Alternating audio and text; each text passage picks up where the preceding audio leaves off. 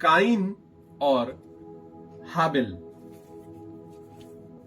आदम और हेवा को मालूम था कि अपने पाप का फल अब आने वाली हर पीढ़ी के बच्चों को भुगतना पड़ेगा।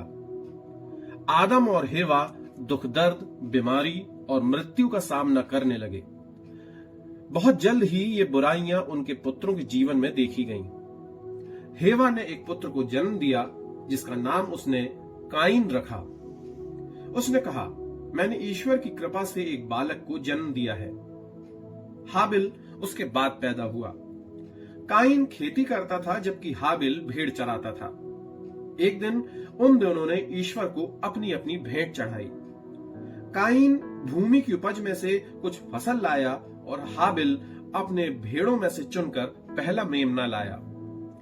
ईश्वर ने हाबिल की भेंट खुशी से स्वीकारा क्योंकि उसने सबसे उत्तम और प्यार से भेंट चढ़ाई थी, किंतु काइन की भेंट को स्वीकार नहीं किया क्योंकि वो अपनी भेंट कुड़कुड़ाते हुए और फेंकने लायक दाना ईश्वर को चढ़ाया था।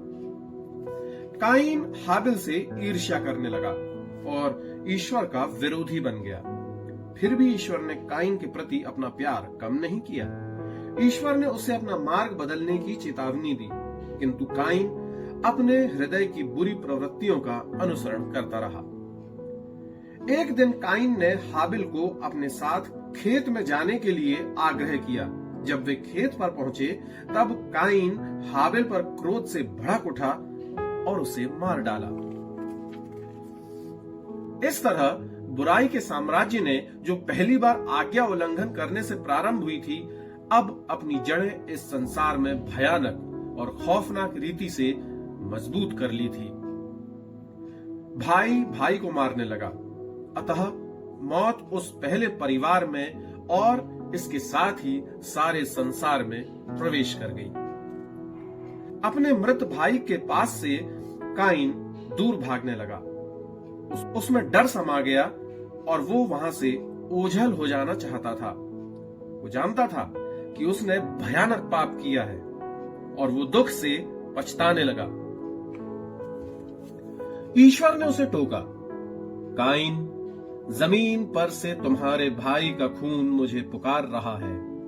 अब तुम इस जमीन से श्रापित हो गए हो। जब तुम जमीन की जुताई करोगे, वो तुझे अपनी उपज नहीं बल्कि झाड़ीदार कांटे उगाएगी। उसमें शक्ति न होगी। तुम भूमि पर आवारा बन दर दर की ठोकरें खाते भटकते फिरोगे। ईश्वर की आवाज काइन के हृदय में गूंज उठी। वो भय से चिल्ला उठा, मेरी सजा मेरी सहन शक्ति से अधिक है। देख, तूने मुझे भूमि से दूर हटा दिया और मैं तेरे चेहरे से छुपा रहूंगा। मैं इस धरती पर आवारों की तरह भटकता फिरूंगा और यदि कोई मुझे देखेगा वो मुझे मार डालेगा।